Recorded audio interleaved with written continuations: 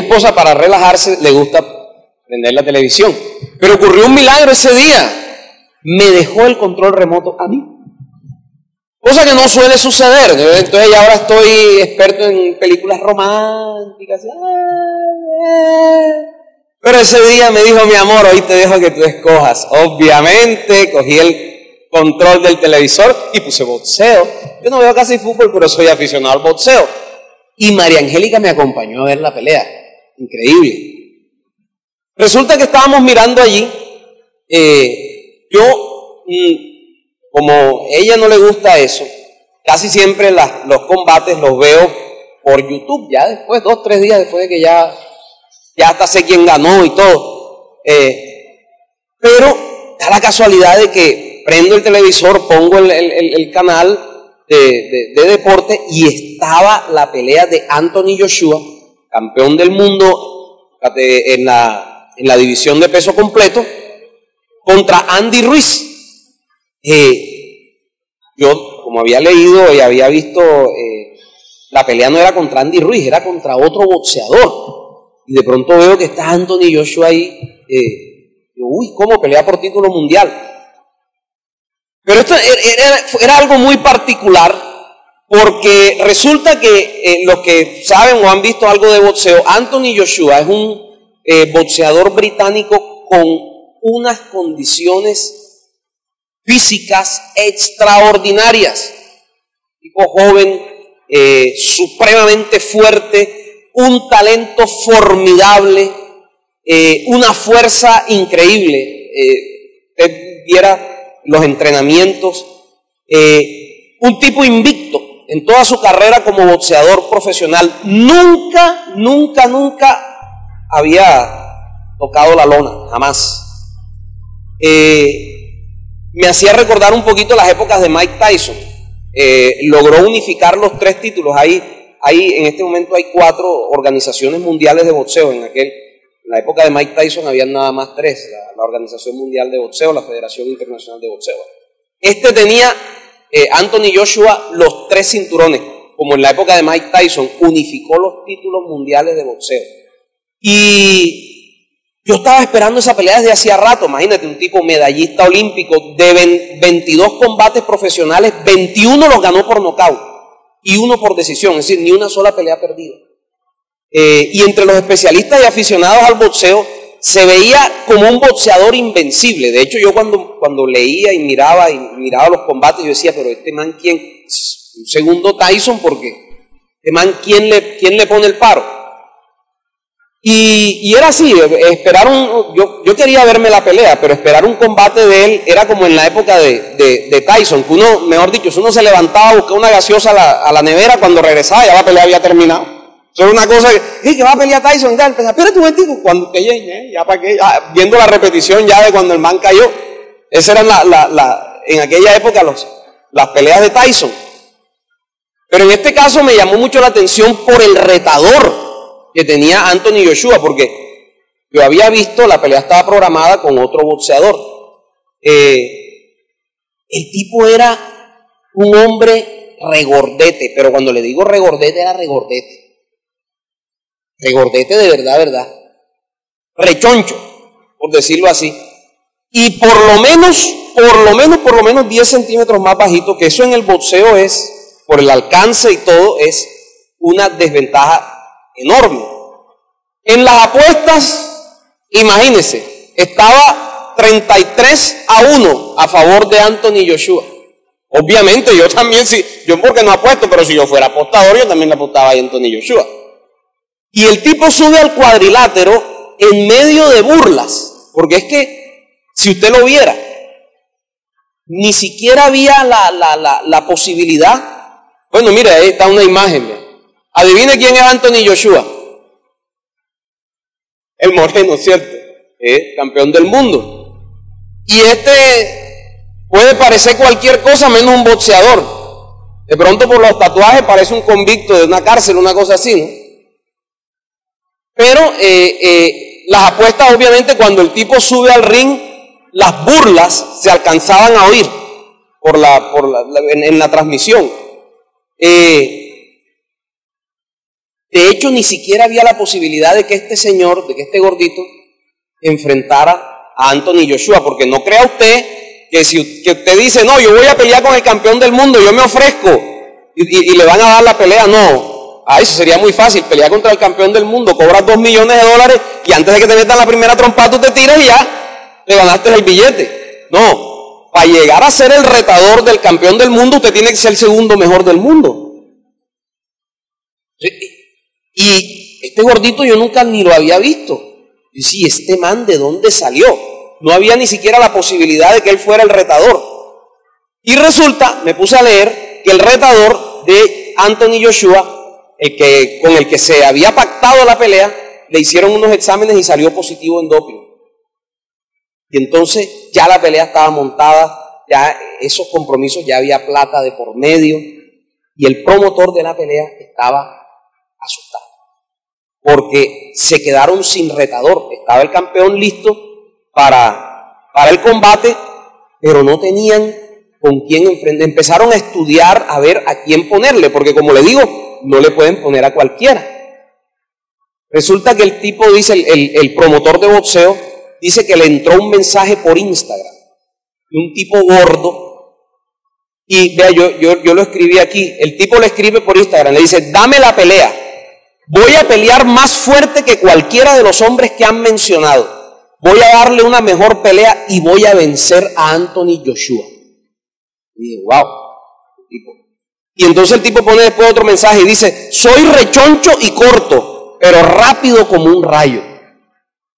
Total, así es como este señor llega a pararse frente a frente con el campeón del mundo. Y yo le digo, bueno, yo cuando vi la pelea, cuando yo vi con quién iba a pelear, porque yo estaba pensando que Anthony Joshua iba a pelear con otro, cuando yo vi el retador, yo dije, voy a quedarme a ver la pelea por curiosidad. Hasta María Angélica le dio curiosidad. Y vamos a ver esa pelea como es. Porque la verdad no esperaba ver, no, yo esperaba por curiosidad para ver qué pasaba cuando un boxeador de ese nivel se enfrenta con un regordete. Una cosa nunca antes vista.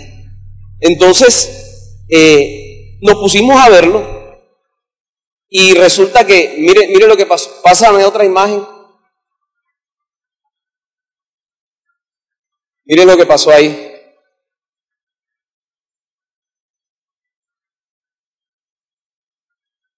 Yo no lo podía creer cuando yo vi eso. Yo no lo podía creer. Este tipo me parecía más al señor de la tienda que a cualquier boxeador. Pásame las otras imágenes, mire eso. Usted le ve algo que, como para que este señor que dice ahí en la pantaloneta Ruiz pudiera hacer caer a ese monstruo. Eso que usted le ve aquí al lado de la costilla no es músculo. Son como por lo menos 6 o 7 kilos de manteca pura.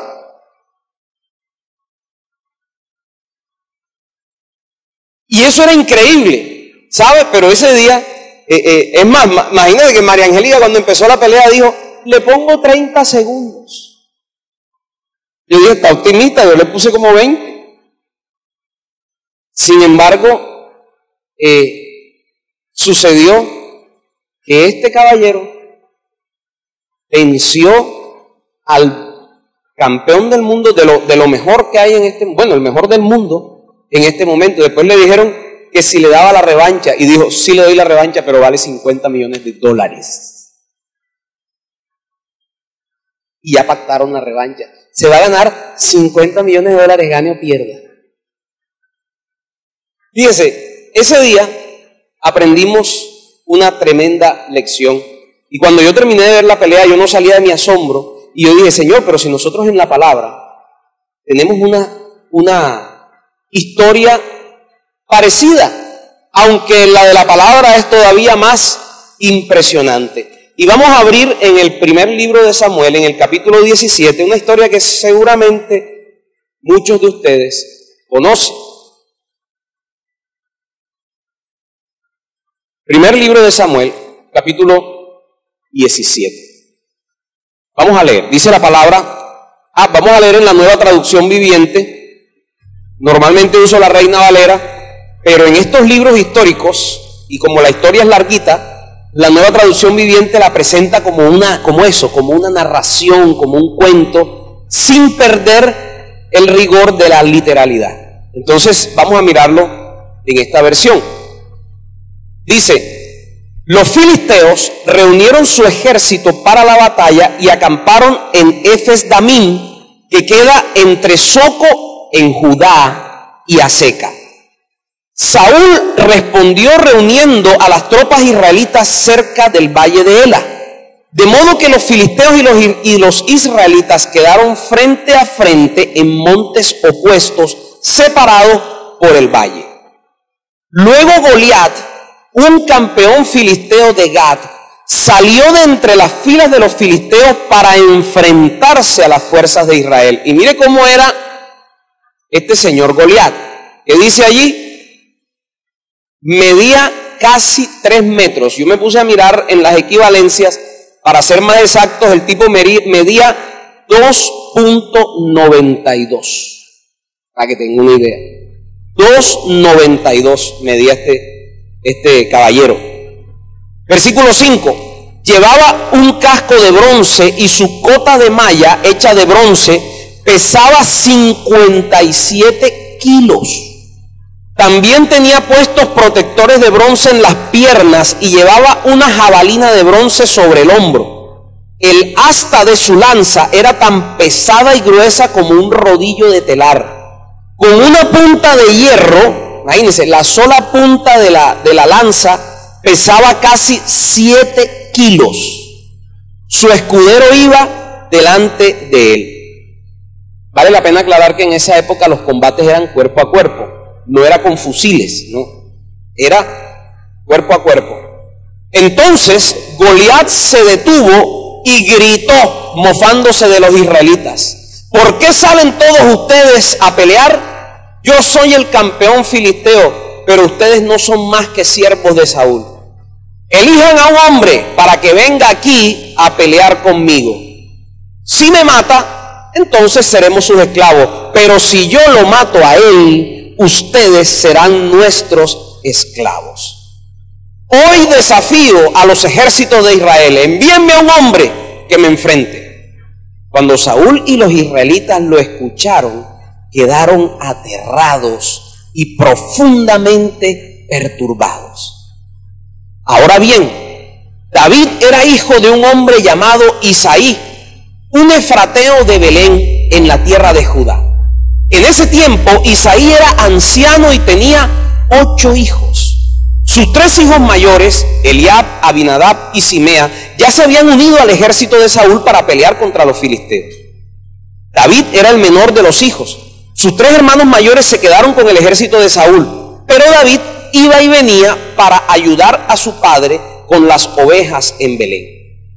Durante 40 días, cada mañana y cada tarde, el campeón filisteo se paseaba dándose aires delante del ejército israelita. Un día, Isaí le dijo a David: toma esta canasta de grano tostado y estos 10 panes y llévaselos deprisa a tus hermanos y dale estos 10 pedazos de queso a su capitán. Averigua cómo están tus hermanos y tráeme un informe de cómo les va. Los hermanos de David estaban con Saúl y el ejército israelita en el valle de Ela peleando contra los filisteos. Así que temprano, a la mañana siguiente, David dejó las ovejas al cuidado de otro pastor y salió con los regalos, como Isaí le había indicado. Llegó al campamento justo cuando el ejército de Israel salía al campo de batalla dando gritos de guerra. Poco tiempo después, las fuerzas israelitas y filisteas quedaron frente a frente, ejército contra ejército.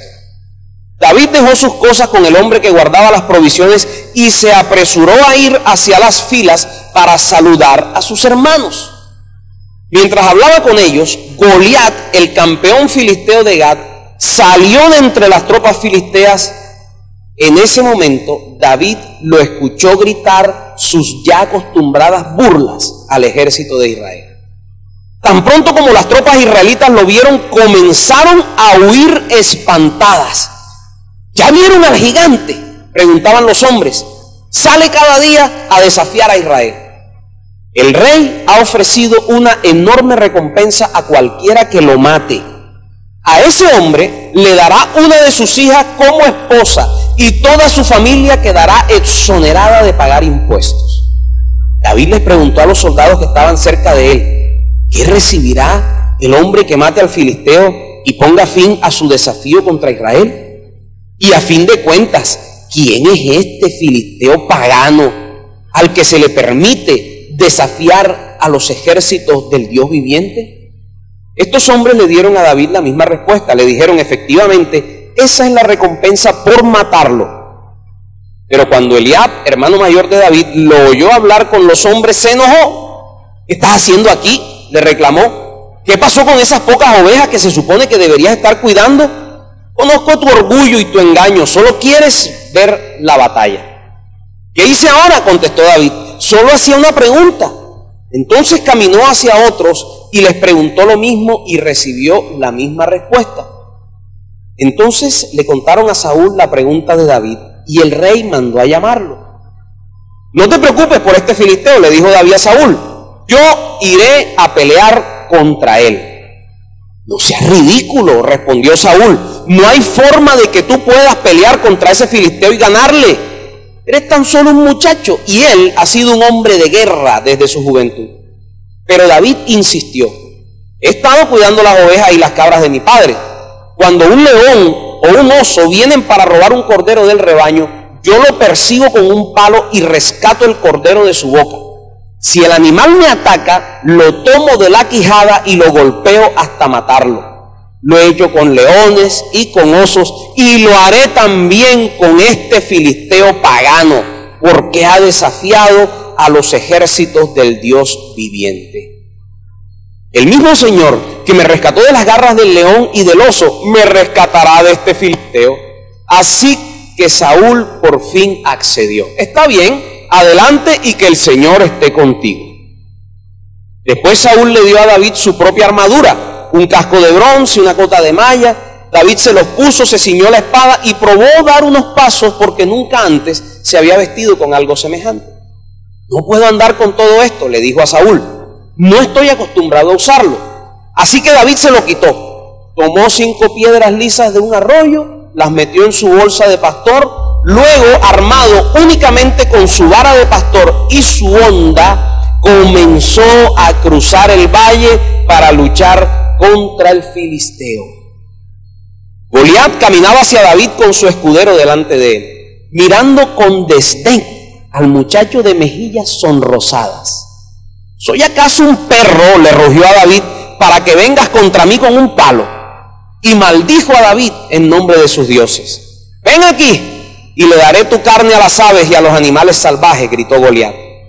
David le respondió al filisteo, tú vienes contra mí con espada, que dice allí, lanza y jabalina, pero yo vengo contra ti en nombre del Señor de los ejércitos celestiales, el Dios de los ejércitos de Israel, a quien tú has desafiado. Hoy el Señor te conquistará y yo te mataré y te cortaré la cabeza y luego daré los cadáveres de tus hombres a las aves y a los animales salvajes. Y todo el mundo sabrá que hay un Dios en Israel. Todos los que están aquí reunidos sabrán que el Señor rescata a su pueblo, pero no con espada ni con lanza. Esta es la batalla del Señor y los entregará a ustedes en nuestras manos. Cuando Goliat se acercó para atacarlo, David fue corriendo para enfrentarse con él. Metió la mano en su bolsa de pastor, sacó una piedra, la lanzó con su honda y golpeó al filisteo en la frente. La piedra se le incrustó allí y Goliat se tambaleó y cayó de cara al suelo. Así David triunfó sobre el filisteo con solo una honda y una piedra porque no tenía espada. Después David corrió y sacó de su vaina la espada de Goliat y la usó para matarlo y cortarle la cabeza. ¿Se da cuenta por qué la pelea que vi ese día me llevó en mi mente y en mi corazón a esta historia? Y sabe que yo creo que no hay ni uno solo de nosotros que no haya tenido que vivir circunstancias similares a esta.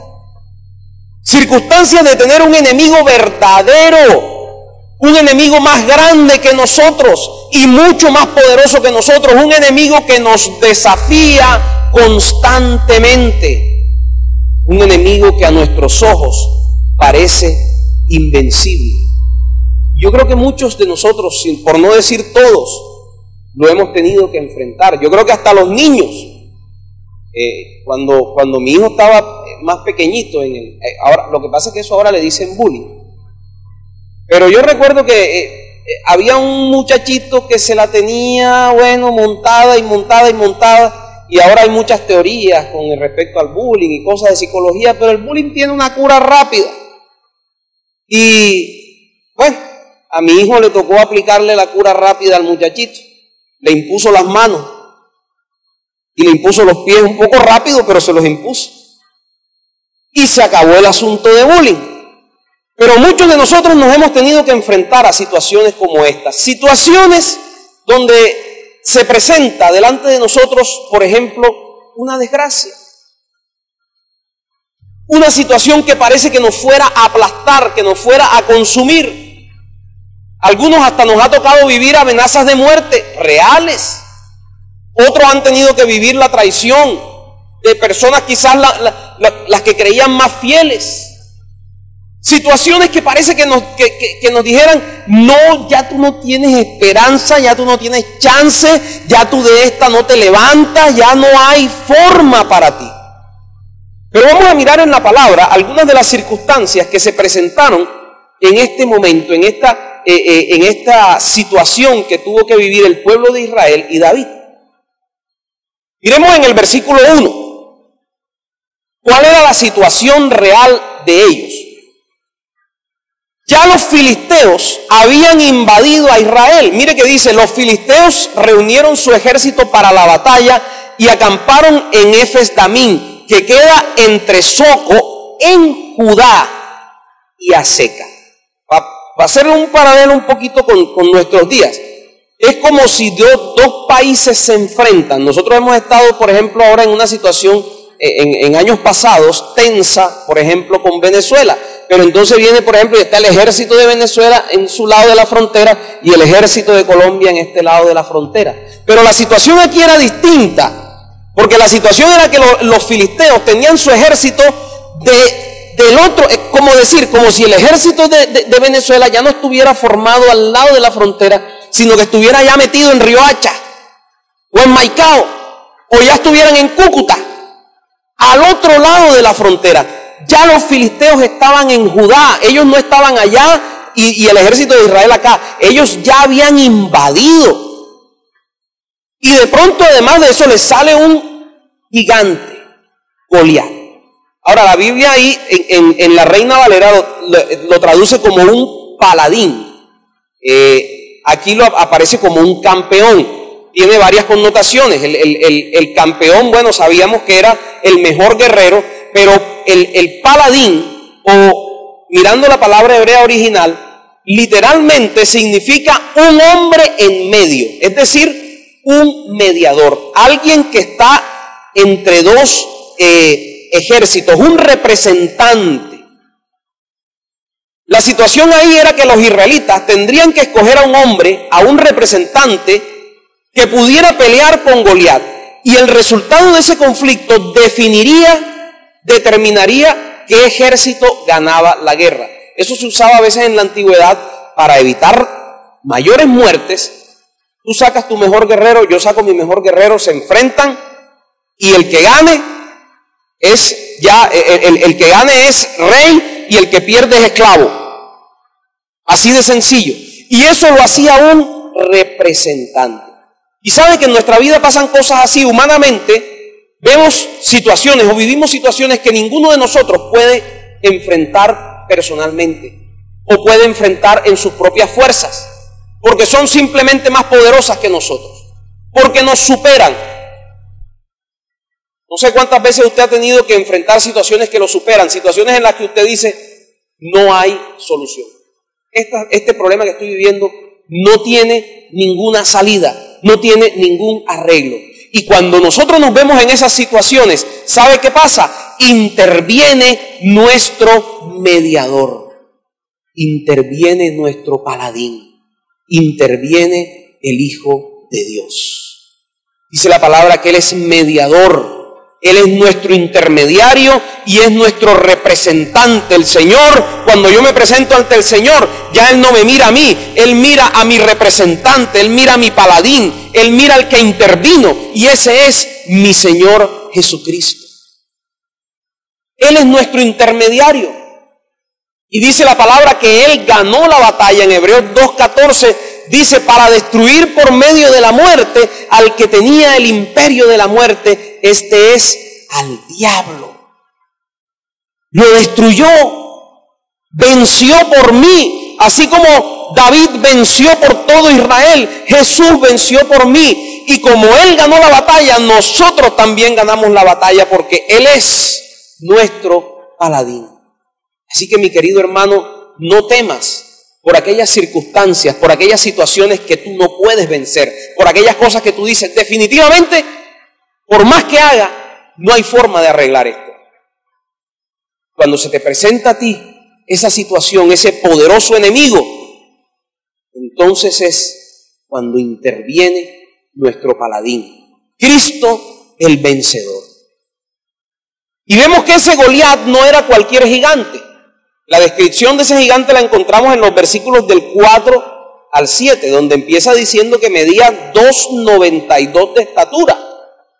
Y la armadura que tenía, porque no era solamente el tamaño del tipo, es que el tipo era un tipo entrenado, porque usted puede encontrar gente grande y fuerte que no sabe pelear.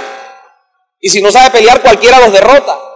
Pero este era un tipo entrenado para la guerra, era un tipo diestro manejando las armas y tenía un armamento formidable. Y sabe que a veces Dios permite que a nosotros también se nos levanten enemigos así. Enemigos que nos hacen parecer cucarachas. Enemigos que realmente tienen la capacidad de destruirnos, de aplastarnos. Poderosísimos, intimidantes, con capacidad real para destruirnos. Pero si tú estás viviendo una situación de estas, si tú estás viviendo una situación en la que definitivamente no hay nada que tú puedas hacer para salvarte, el Señor te dice, no temas. ¿Sabe algo que es importante aquí también? Y lo vemos en el relato bíblico. Dios nunca llega tarde. ¿Sabía eso? Dios nunca llega tarde. Pero ojo, Dios tampoco se adelanta. Dios no llega tarde. La gente dice, Dios nunca llega tarde, y parece que diera la impresión de que llegara temprano. No, tampoco se adelanta. Dios llega en el momento justo. ¿No le parece curioso a usted que David llega en el momento? Mire, el gigante no estaba todo el día allí vociferando y esperando para ver a quién le mandaban para pelear. Dice que él salía en la mañana y salía en la tarde. Yo lo comprendo, porque no le gustaba solearse, a mí tampoco, y menos con un casco de bronce. Eso es un sauna. El tipo salía en la mañana y volvía y salía en la tarde, cuando ya se había ocultado el sol. Pero qué casualidad que el tipo sale a insultar al ejército de Israel en el preciso momento que David está entrando a las filas a saludar a sus hermanos. ¿Usted cree que eso es casual? ¿Usted cree que eso fue que pasó así porque por esas cosas de la vida? ¿Sabe por qué sucede eso? Porque el Señor no llega antes, tampoco llega después. El Señor llega en el momento en que se necesita. ¿Y sabe por qué llega en el momento en que se necesita? Miren el versículo 17. Versículo 17. Dice, un día Isaí le dijo a David, toma esta canasta de grano tostado, estos 10 panes, y llévaselos deprisa a tus hermanos. ¿Sabe por qué David llegó en el momento justo en que Dios necesitaba que él llegara, porque David fue enviado por su padre. Y usted sabe que así también es el Señor. Usted sabe quién envió a Cristo a nosotros. Lo envió el Padre. Hoy es el Día del Padre. Y una de las características más importantes de Dios es que Dios es nuestro Padre y Dios envía a su Hijo justo en el momento en que tú lo necesitas. Si David llega antes, no se da cuenta de la situación que está pasando. Si llega después, tampoco se da cuenta de la situación que está pasando, pero Él llega e interviene en tu vida, en tu necesidad, en tu dificultad, en el momento preciso. Porque cuando Cristo interviene, lo manda el Padre. Lo envió su Padre. ¿Y qué hizo David? Su Padre lo envió y dice que él no estaba desocupado. Él dejó lo que estaba haciendo y en obediencia va y viaja. Jesús también fue enviado por el Padre. Y dice la palabra que él dejó su trono, dejó todo lo que él estaba haciendo, dejó su gloria, dejó su magnificencia, dejó su majestad y viajó y vino a la tierra y se hizo hombre.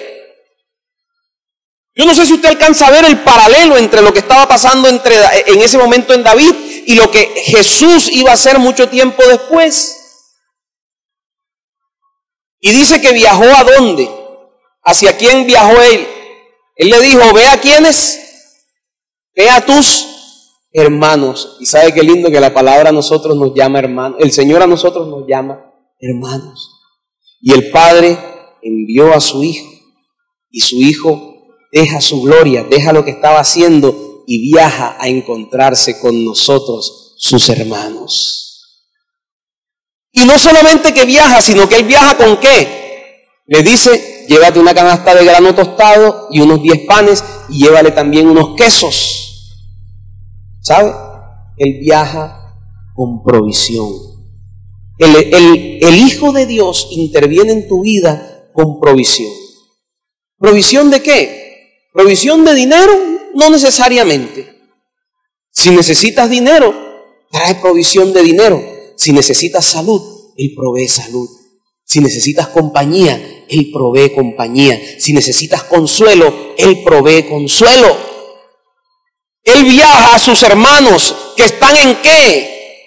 Están en necesidad, están en guerra, están en sufrimiento, están ante una terrible expectativa de muerte. Igual que usted y yo, cuando estamos viviendo una situación difícil. Igual que usted y yo, cuando estamos viviendo una situación que nos supera. Una situación que por más que queramos, no podemos solucionar en nuestras fuerzas. Y entonces Él envía al mediador, al paladín, a su Hijo, pero no lo envía con las manos vacías, lo envía con la solución, lo envía con la provisión, lo envía con aquello que tú y yo estamos necesitando. Llevaba provisiones. Y en el versículo 16 hay algo que también es importante resaltar. ¿Cuánto tiempo duró esta prueba que estaba viviendo la nación de Israel? ¿Qué dice allí en el versículo 16? ¿Durante qué? 40 días. Durante 40 días, cada mañana y cada tarde, el campeón filisteo se paseaba dándose aires delante del ejército israelita. El hecho de que Goliat hubiera desafiado a Israel por 40 días, bíblicamente tiene un significado. El 40 en las Escrituras está asociado o tiene que ver con tiempos de prueba, tiempos de dificultad. Se menciona por primera vez en la Biblia en el libro de Génesis. Cuando viene el diluvio universal, dice que llovió por ¿cuánto tiempo? 40 días y 40 noches. Tiempo de prueba, tiempo de dificultad. De hecho, son 9 las ocasiones en la Biblia donde se menciona el 40 como tiempo de prueba. ¿Cuánto tiempo fue probado Jesucristo en el desierto? 40 días y 40 noches. ¿Durante cuánto tiempo caminó Israel en el desierto? La prueba de pasar por todo ese largo desierto, ¿cuánto tiempo duró? 40 años. ¿Y cuántos días duró Goliat insultando al ejército de Israel? 40 días. ¿Sabes? Esto tiene una connotación. Esto quiere decir varias cosas. Uno, el 40 normalmente es algo largo. Si yo le digo que yo me voy a parar aquí a predicar 40 minutos, usted empieza a rascarse la cabeza y dice, 40. No puede ser 20, pastor. 40. Se ve como algo largo. Y esos son 40 minutos. Pero si yo le digo 40 días, mejor dicho, que la cuaresma. Y si yo le digo 40 años, usted dice media vida. 40 está asociado a un tiempo de prueba, pero que no es una prueba fugaz, que es una prueba que dura un tiempo. ¿Sabe? Muchas veces esas situaciones amenazantes sobre nuestra vida se toman un tiempo. A veces queremos que, sí, estoy en prueba, Señor, estoy ahora pasando situación difícil, ya que mañana está ya venciendo sobre la prueba y esa prueba se va en el nombre de Jesús, chao. Queremos que la prueba sea como de un día para otro. ¿Sabe? Yo pasé 5 difíciles años. Y le digo 5 difíciles años porque es que la Biblia dice que no es bueno que el hombre esté solo. Yo duré 5 años solo, con 2 pelados. Y eso no es fácil. Si usted me pregunta, yo hubiera querido durar 1, máximo 2. Pero me tocaron 5. 40 días. Fue un tiempo largo. Ya estaban acostumbrados a oír las burlas del gigante todas las mañanas y todas las tardes. La prueba, la situación difícil puede que dure un buen tiempo, pero también el hecho de que haya un número, en este caso el número 40, así como puede ser una prueba larga, puede ser una prueba corta, pueden ser 40 días, 40 minutos o 40 años, también es cierto que indica que la prueba tiene un término, que la prueba no se te va a tirar toda la vida, que no vas a pasar toda la vida en prueba, que la situación que estás viviendo, que es más grande que tú y poderosa, que te está aplastando, que te avergüenza como el gigante se avergonzaba todos los días a Israel, no te va a durar toda la vida, sino que va a llegar un momento en que la vas a vencer y vas a salir de esa situación.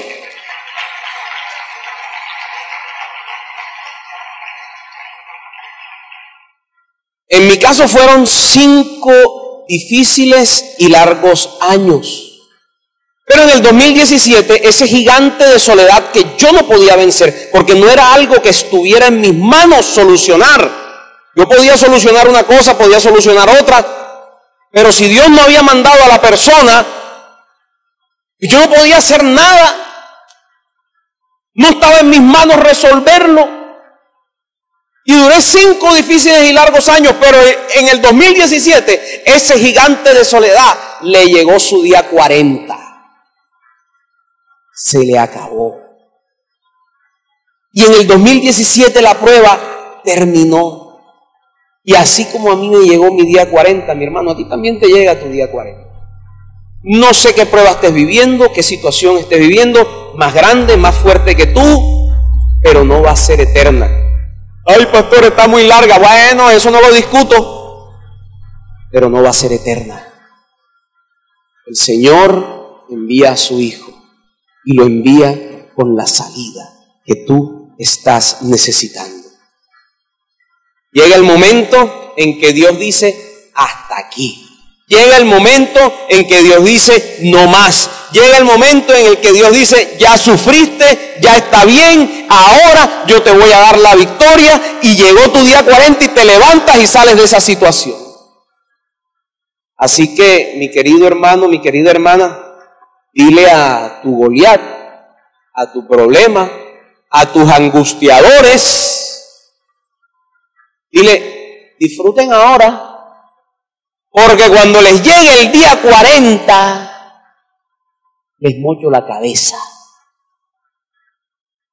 Así que ríanse ahora, búrlense ahora, disfruten ahora, deja lo que crea que te va a destruir, porque cuando venga el paladín, cuando venga el mediador, cuando venga el representante, se le acaba la fiesta, se le acaba la guachafita al gigante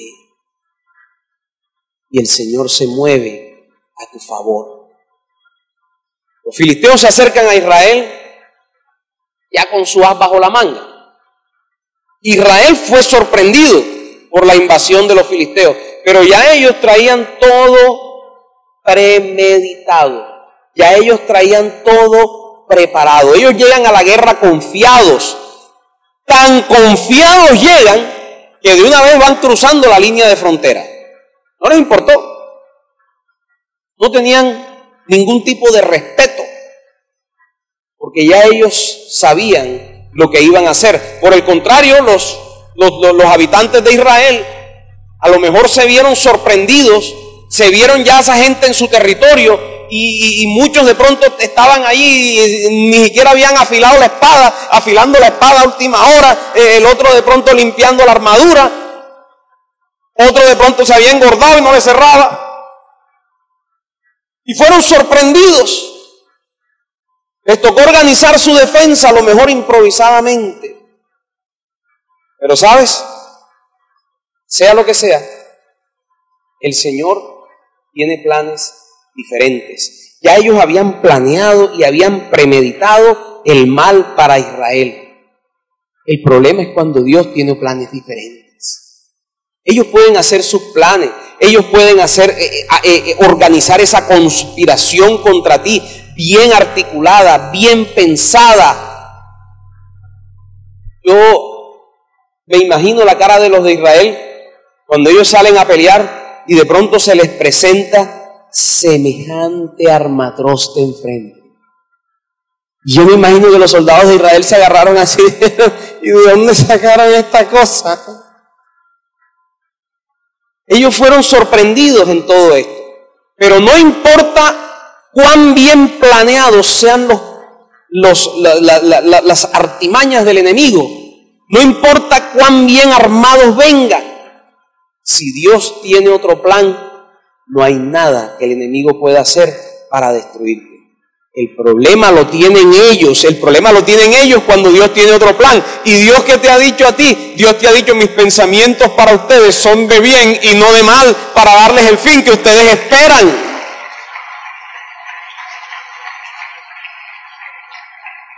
Así que aunque ellos hayan tenido todo el tiempo del mundo para trazar su estrategia, tienen un problema muy serio, porque el plan de Dios para tu vida y para mi vida es diferente al plan de ellos. El plan de ellos es para destrucción, el plan de Dios es para vida. El plan de ellos es para muerte, el plan del Señor es para recompensarte, el plan del Señor es para levantarte a ti y a tus hijos. El problema de ellos es cuando ven que Dios te respalda. El problema de ellos es cuando Dios te levanta y te da la victoria.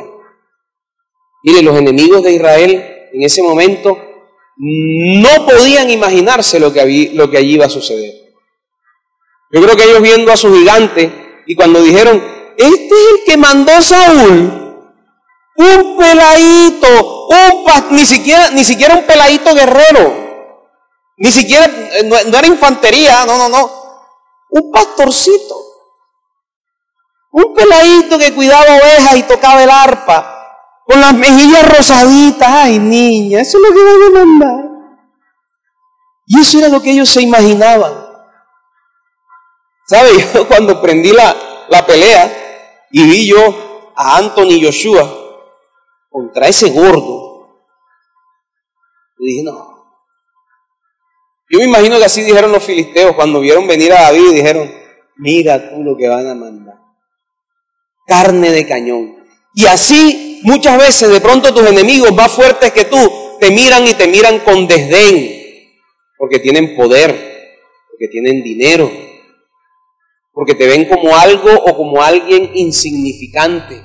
Pero ¿sabes qué, mi hermano? cuando tus enemigos o cuando el diablo te mire con desdén, acuérdate que de esa misma manera Goliat miraba a David y estaba en realidad viendo al que le iba a cortar la cabeza. No importa cómo te miren, no importa cómo te tratan. Pero es bien importante también resaltar la actitud de David. David no se dejó intimidar por nada. Había muchas cosas por las cuales él podía intimidarse. Él pudo intimidarse por su tamaño. Él pudo intimidarse por su armamento. Una onda frente a todo el armamento de un guerrero. Él pudo intimidarse por el entrenamiento. Y todas esas cualidades reunidas en un mismo guerrero. Pero David era un hombre que sabía en quién había confiado.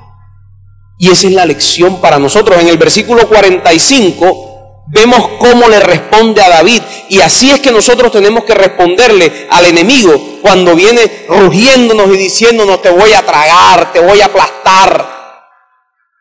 Versículo 45, lo que le responde David al filisteo. Bueno, dice: David le respondió al filisteo: tú vienes contra mí con espada, lanza y jabalina, pero yo vengo contra ti en el nombre del Señor de los ejércitos celestiales, el Dios de los ejércitos de Israel, a quien tú has desafiado. Versículo 46, hoy el Señor te conquistará y yo te mataré y te cortaré la cabeza, y luego daré los cadáveres de tus hombres a las aves y a los animales salvajes, y todo el mundo sabrá, sobre todo esto es lo importante, todo el mundo sabrá que hay un Dios en Israel. Todos los que están aquí reunidos sabrán que el Señor rescata a su pueblo, pero no con espada ni con lanza. Y lanza esta afirmación cuando dice: esta batalla es del Señor y los entregará a ustedes en nuestras manos. Y sabe, mi hermano, así es que hay que hablarle al enemigo. David no huyó del problema. A mí a veces yo no sé ni qué me da cuando yo veo cristianos huyendo del problema. Y hermano, el problema no se soluciona corriéndole. Nosotros no somos de los que huyen. Que huyan los del mundo, que huyan ellos. David no le huyó al problema, al contrario. Mire, versículo 48. ¿Cuál fue la actitud de David? Cuando Goliat se acercó, ese gigante armado y entrenado, vale a matar a David. ¿Qué pasaba cuando ese gigante salía? La gente de Israel salía corriendo a esconderse. Pero cuando el gigante camina hacia David, ¿qué dice que hizo David? David fue corriendo para enfrentarse con él. Mi querido hermano, ese problema, esa situación, esa dificultad, por muy poderoso que sea tu enemigo, no temas. Si vas con el Señor, solamente hay dos opciones: firme y para adelante. Se acabó. Firme y para adelante.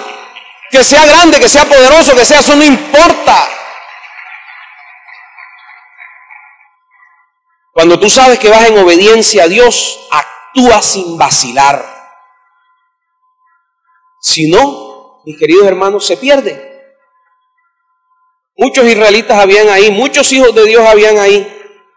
Pero cuando el gigante se levantaba y gritaba, todo el mundo salía corriendo. Pero a David se le paró el mismo gigante. Y David, en vez de huir del problema, fue y lo enfrentó. Y muchos hermanos no alcanzan lo que tienen que alcanzar porque no actúan. Usted no puede, cuando ya usted sabe que está en obediencia a Dios, actúe sin vacilar.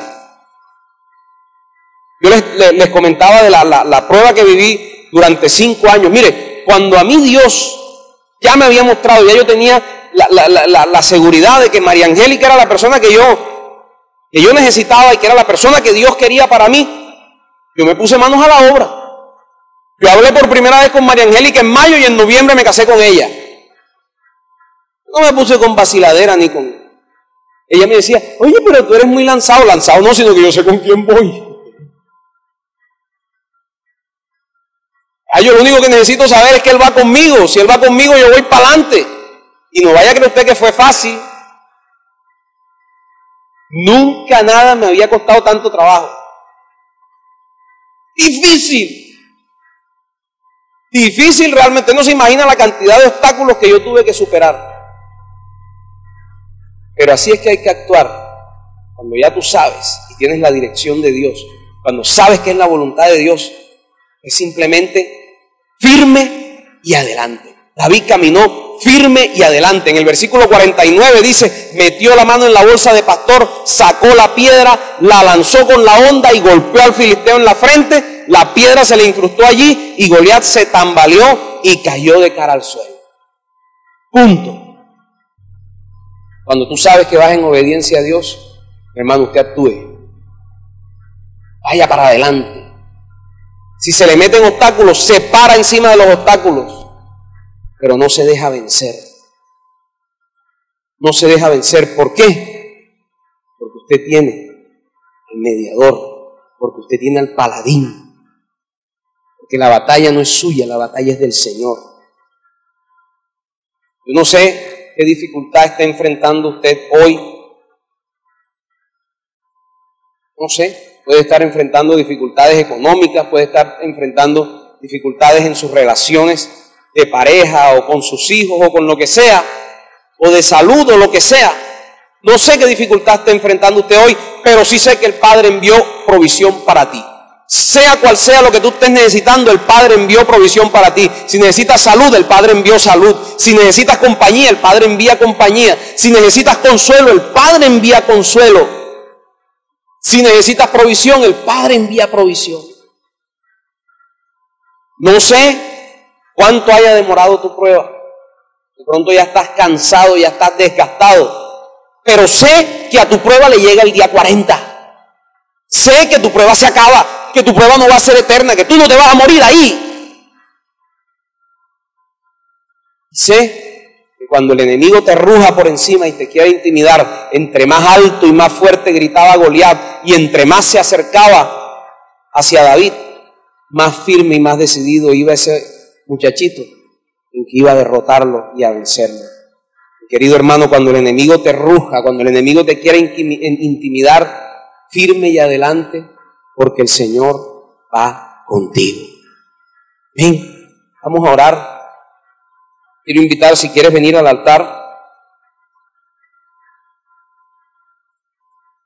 ¿Quieres decirle, Señor, yo necesito una intervención tuya?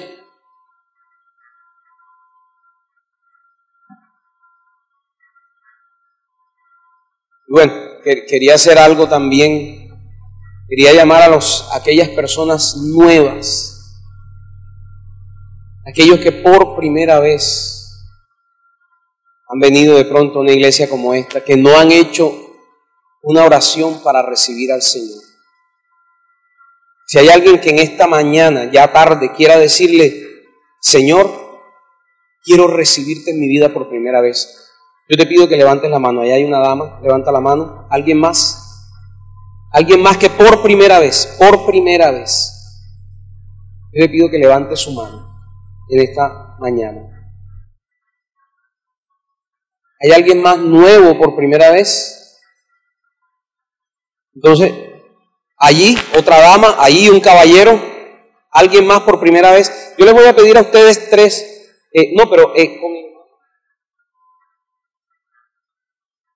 con el señor Alfonso.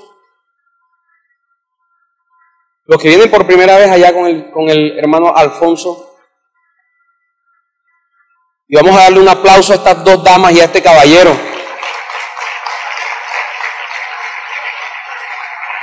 Y allá Alfonso los va a guiar a ustedes tres en una oración de fe. Y nosotros que estamos aquí vamos a orar.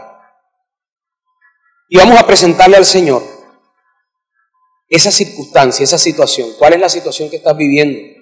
Soledad, enfermedad, desempleo, pérdida. Yo te voy a pedir allí que cierres tus ojos y traigas esa situación ante el altar del Señor. Amado Dios, venimos delante de tu presencia, Señor. Señor, nosotros en nuestras fuerzas no podemos, Dios. Padre, tú sabías cuánto sufrí durante mucho tiempo, Señor, pero en mis manos no había nada para solucionarlo. Y hoy quiero traerte a esas personas, Dios, que como yo en aquel momento, Señor, en aquel momento clamaba porque me dolía mi soledad, Señor. Yo te pido por aquellos hombres y mujeres que están viviendo esa soledad, Señor, que están pidiéndote una compañera de vida, un compañero de vida, Señor. No está en sus manos resolverlo. Y en cualquier momento llegan personas, a veces con chistes, con bromas que uno se ríe, pero por dentro maltratan el corazón, Señor. Te pido por aquella mujer, Señor, que ha estado pidiéndote un hijo, Señor, y ese hijo no llega. Y también vienen los comentarios que hieren, Señor, las bromas que hacen doler el corazón, Señor. Te pido por cada hermano, cada hermana que está viviendo una situación que no puede controlar, que no puede resolver en sus propias fuerzas, Señor.